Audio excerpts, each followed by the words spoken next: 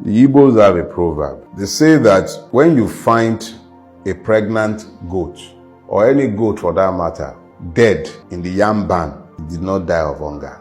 You need me to repeat that? Don't worry. When you find a goat dead in the yam barn, you know those yam barn that you build with bamboo and you see plenty of yam decorating the walls? That goat did not die of hunger. Something else killed him. We are not poor. When we were starting this interview, you asked a question about Nigeria. Something led me to describe this country to you.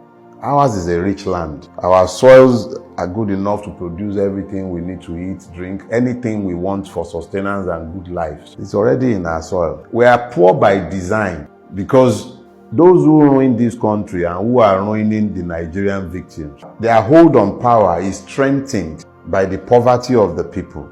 A poor man's mind, an hungry man's mind is focused on survival. He's thinking about what to eat. He's thinking about what to drink. He's thinking about how to pay his house rent if he has a house. He's thinking of where to sleep if he's only walking the streets. He's thinking about his security. She's thinking, how do I sleep tonight without getting raped where I'm going to have to manage to sleep? She's thinking, how do I feed my children? The Nigerian is deliberately made to focus on survival so that he does not begin to query the simple suggestions they give him in place of answer.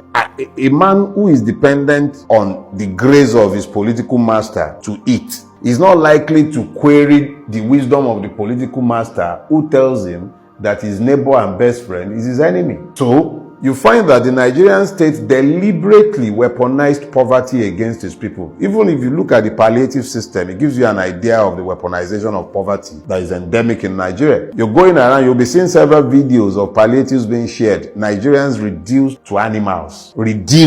Scooping rice with sand, and we are not declared to be at war yet. You see Nigerians scooping food, hot food, off boiling pots, reduced to animals in a country where people are flying private jets all over the place. Reduced. You see young men reduced to beggars. So in essence, the leadership. It is leadership. It is the system, the governance system, and please stop using the word leadership. Just say ruiners. Look, if you want to be kind to Nigerian ruiners, call them rulers. Rulers are fixed in the moment. It's always about holding on to power. It's about maintaining hold on power. Those are rulers. Their job is to maintain themselves in power. And that's what Nigerian ruiners are. You can't call them leaders. Leaders see a destination in their mind. When they close their eyes, they can see destinations and they lead people in the direction of their vision. What is the vision governing anybody in Nigeria? None. We're sitting down conceiving of a new road project. By the time you are done conceiving, you find that even the concept is already outdated and obsolete. You are building rail lines that are only fit for the 1960s and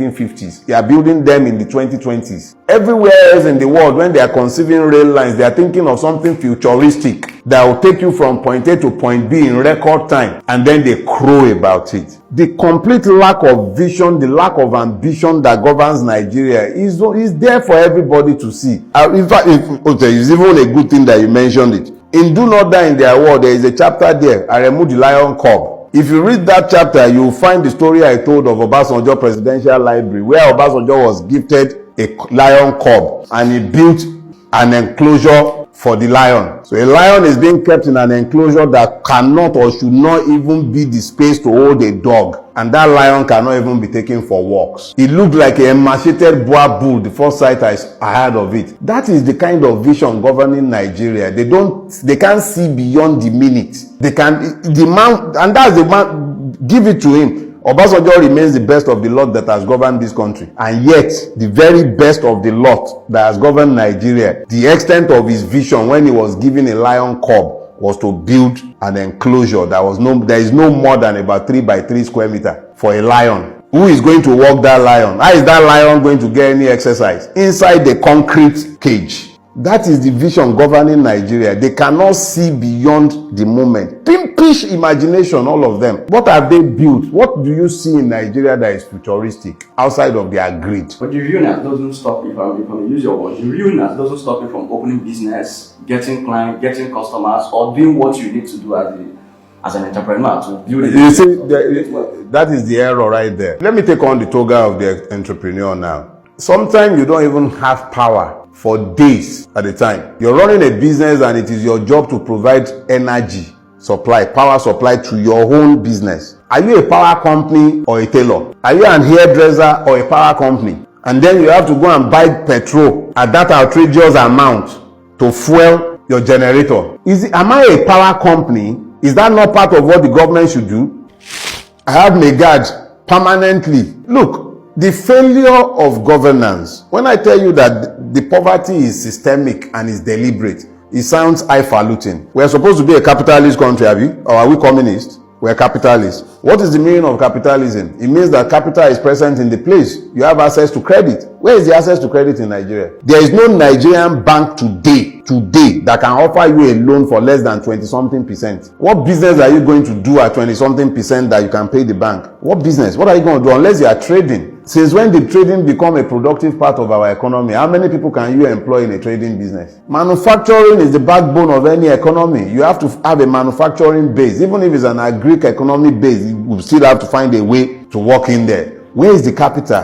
Where is power? Where are the infrastructures? Where are they? But in the same system, we have those that made it, that created wealth. What kind of wealth are they creating? Gambling, Bet Naija, Screw Naija, Gamble Naija. Successful entrepreneurs. Like which one? Like Dangote, monopolists. Who create monopolists like the one that they were busy? Oh, okay, yes, with his new refinery, have you? Very beautiful refinery, churning out millions of barrels of petrol every day. Buhari went and commissioned it, and we were afflicted by life proceedings for hours on end on the day in question. We are a nation of liars. They have created rent seekers who make money from the putrefied system. They erect toll gates based on monopolies. So they make money, and then you're pointing at them as though that is available to everybody else. Look, young people have been reduced to gamblers, prostitutes, Uber drivers. You know how many graduates are driving Uber in Lagos and everywhere else? Because it's about the only way they can become self-employed without being dependent on the system for their livelihood. The easiest way to become self-employed in Lagos is to be able to buy a Corolla. So you buy a Corolla and you become a Uber driver. And then you have to start dealing with the madness of the Nigerian police and all the multiple checkpoints that the state has created to fleece you even more. If it was so nice, if the opportunities were so available, why would everybody be running away? The best and brightest of this country are running every day. They are not migrating, they are fleeing.